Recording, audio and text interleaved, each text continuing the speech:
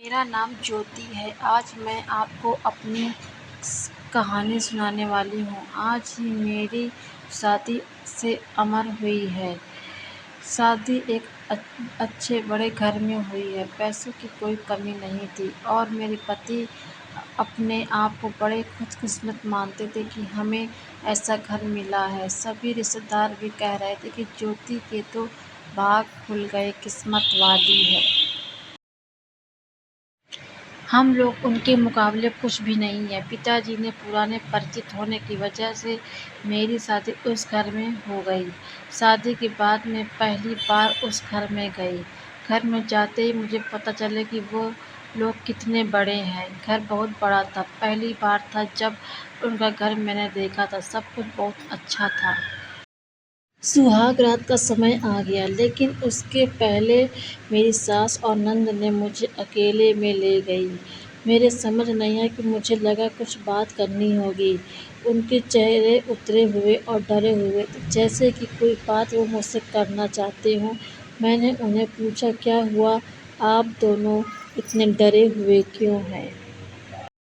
मेरी सास बोली, बेटा हम तुम्हें कुछ बताना चाहते हैं, लेकिन तुम यह सुनकर हिम्मत रखना। साथ ही मेरी नंद भी बोली कि अब हम जो तुम्हें बताने वाले हैं वो बात हम तीनों के बीच में ही रखना। यह बड़ा घर है, यहाँ बात फैलते ज़्यादा समय नहीं लगता, और वो बात सबके सामने आ गई तो हमारे घर की इज्जत मिट्टी में मिल जाएगी। अब तुम इस घर की बहू और तुम्हें इस घर का मान रखना होगा। उसकी बातें सुनकर मैं सच में थोड़ा डर गई। मुझे समझ नहीं आ रहा था कि वो क्या बोलना चाह रहे हैं। मैंने कहा, आप बताएं मुझे बात क्या है? मेरी सास बोली कि बहू मेरा बेटा मर्द नहीं है। उनकी यह बात सुनकर मेरे होश उड़ गए।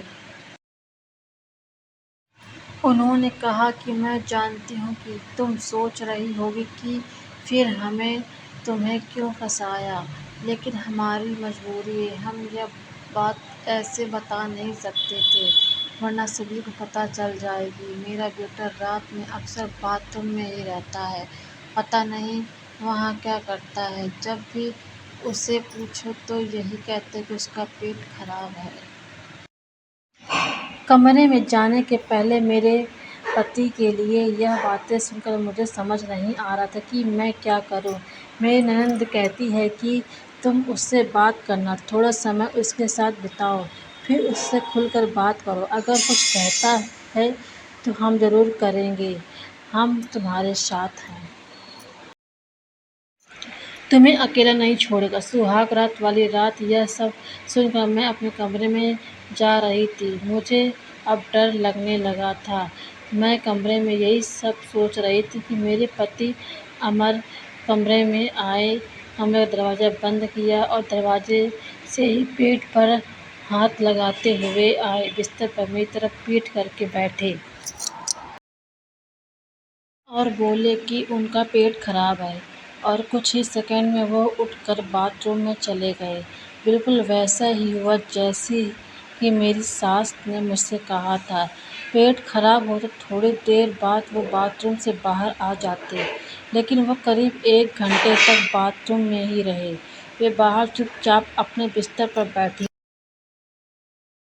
उन्हें मैंने आवाज़ भी नहीं दी। बस यही सब सोचते-सोचते मैं बिस्तर पर लेट गई। करीब 2 घंटे बाद वो बाथरूम से निकले। मेरा अब उनसे बात करने का मन ही नहीं था। मुझे लगा कि मेरे साथ धोखा किया गया है। वो भी चुपचाप अपने बिस्तर की साइड पर जाकर सो गए। सुबह मैं अपने आप को खुशकिस्मत मान रही थी और रात होते-होते अपनी किस्मत को कोसने लगी। सुबह मैं जल्दी उठी और बाथरूम में गई। बाथरूम में जैसे ही गई मेरे होश उड़ गए, क्योंकि बाथरूम में एक नई नाइटी थी, साथ ही मेकअप का सामान। यह सब क्या था, मुझे समझ नहीं आ रहा था। एक ऐसे इंसान से मेरी शादी क्यों करवा दी? सुबह मेरी सास और ननद ने मुझे पूछा, क्या हुआ बेटी रात में? मैंने कहा, वही जो आपने बताया था। यह कहकर मैं रोने लगी। मेरी ननद ने कहा, माँ मैं कह रही थी ऐसे किसी लड़की की ज़िंदगी खराब मत करो, लेकिन तुम सभी ने मेरी बात नहीं मानी।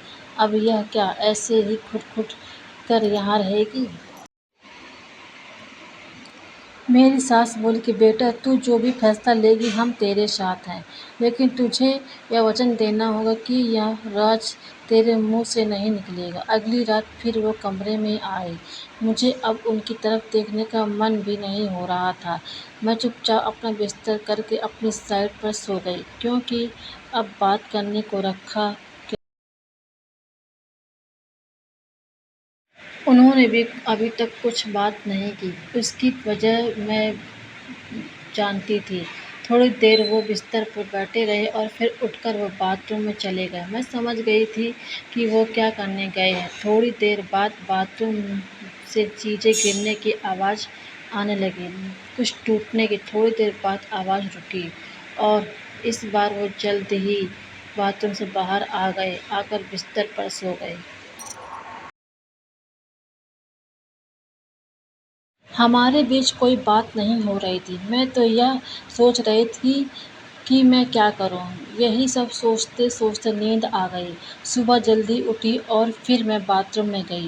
लेकिन इस बार बाथरूम में जब गई तो सब कुछ बिखरा हुआ था। नई नाइटी को फाड़ दिया था।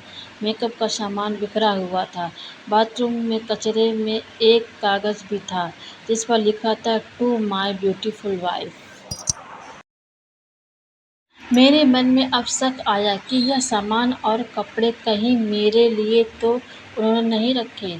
लेकिन फिर मैंने सोचा कि मेरी सास और ननद ने मुझसे झूठ क्यों बोलेंगी। अभी मैंने उनसे कुछ बात नहीं की। सुबह मेरी सास और ननद फिर मुझसे सहानुभूति जता रही थी। मुझे उनकी बातों से लगा कि वो चाहती हैं कि अमर को छोड़कर इस घर से चली जाऊँ। मुझे अब मेरी सास और ननद पर शक हुआ। मैंने घर की पुरानी नौकरानी से बात की। मैंने बातों-बातों उससे पूछा कि अमर कैसे हैं। वो बोले कि वो तो बहुत सीधे हैं। उनकी माँ और बहन तो चाहती थी कि उसकी शादी उनके बहन के पति के रिश्तेदार से हो। बहन और माँ तो बहुत कोशिश की, लेकिन उनके पिता नहीं माने। उनके दोस्त के परिचित यानी आपसे शादी करवा दी। वो दोनों तो आपकी शादी के खिलाफ थे। कई दिनों तक घर में विवाद भी होता था। लेकिन तुम्हारे पति अमर ने कहा कि पापा जो बोले वही करते हैं। मुझे अब पता चला गया था कि मेरी सास ननद मुझे क्यों भगाना चाहते थे। इसलिए उन्होंने मुझसे झूठ कहा था। उन्होंने शायद अमर को कुछ कहा होगा।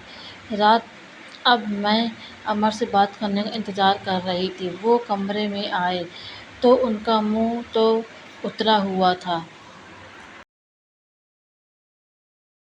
यह पहली बार था जब मैं उनसे बात करने वाली थी।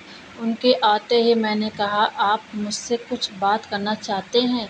वो बोले, अब बात करने को रखा क्या है? पापा का विश्वास था कि वो घर अच्छा है, इसलिए मैंने माँ और बहन की ना सुनकर तुमसे शादी की। तुमने सच छिपाया।